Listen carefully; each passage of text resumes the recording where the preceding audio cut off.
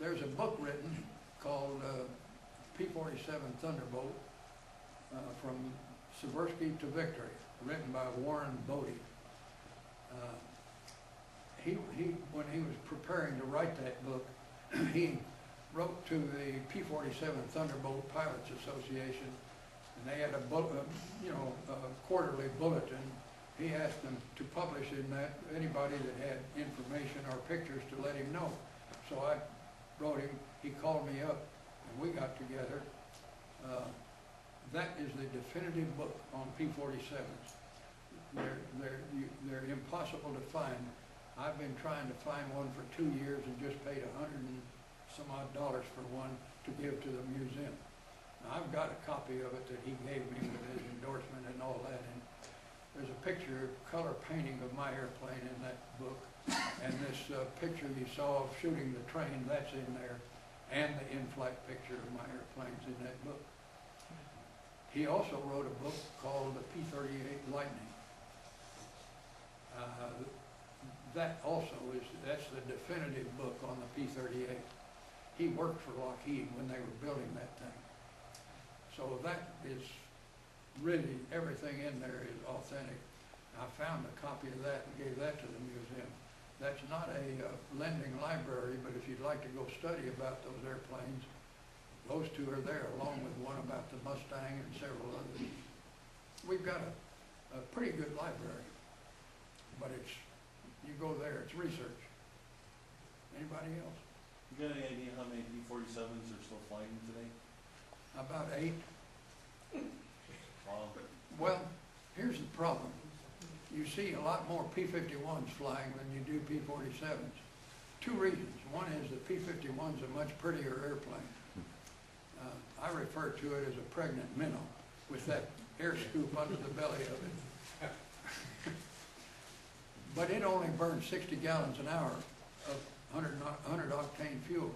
P-47 burned 100 gallons an hour at cruising. If you're giving it the throttle, you're talking 300. So if you're paying for the gasoline, it's a whole lot cheaper to pay for a P-51. Now there is, if you'd like to fly in a P-51, the Collins Foundation is coming to the museum in April. They'll be here for 2 weeks. They fly a B-17, a B-24.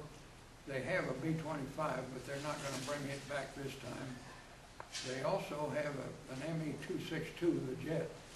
They're not going to give rides in that thing, but they have a P-51, and it's a D model, C model, I forget. It's the first one it's the only one built with a rear seat in it. And that's the only one still existing that they have. They'll take you for a ride in that thing too for $1,500 an hour for 30 minutes. And last year when it was here, they kept that thing busy from sun up to sundown. All right. Did you say it's 262 is coming? Yeah. Now I'm pretty sure it's not a Germany built one. It's one of those replicas. Yeah, and I don't know. It's not a German engine in it either. It's got a Williams in Yeah. But they're bringing that thing in. They'll fly it, but I don't think they're going to give any rides in it. Collins Foundation, they're a pretty patriotic lot. They have those airplanes, and they fly them all over the country to let people see their history. And they give rides in them when they come in. They made twice as much money in Dallas as they did any other airport in the United States. So we're pretty aviation-minded folks here. The B-24 is flown by a woman, Caroline Collins. She married one of the Collinses. She has a ring on her finger. You nearly need a splint for the thing. They've got more money than there is. She's the only female licensed to fly that airplane. She's a good pilot too. Bob says she's cute. She's flown their B-17 and the P-51. She's flown the B-25. I bought last year when the 25 was here. I bought my son a ride on that, That was a little cheaper. That was $325 for 30 minutes. He got off the airplane and stood there and just admiring it for a while and took a couple of pictures, walked over and put his hands on my shoulders. He kissed me on the cheek and said, "Thanks, Dad, that was awesome." We had another guy that got off it, and he said, "Boy, that thing was the hot rod of the bombers."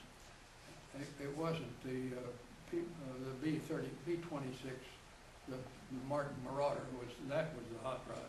I flew both of them. The Martin, now I've got a good story to tell about that, and there's a really good girl story about it. So ladies, or you want to impress your lady friends, bring them out and let me tell my girl story about the B-26. All right, any more?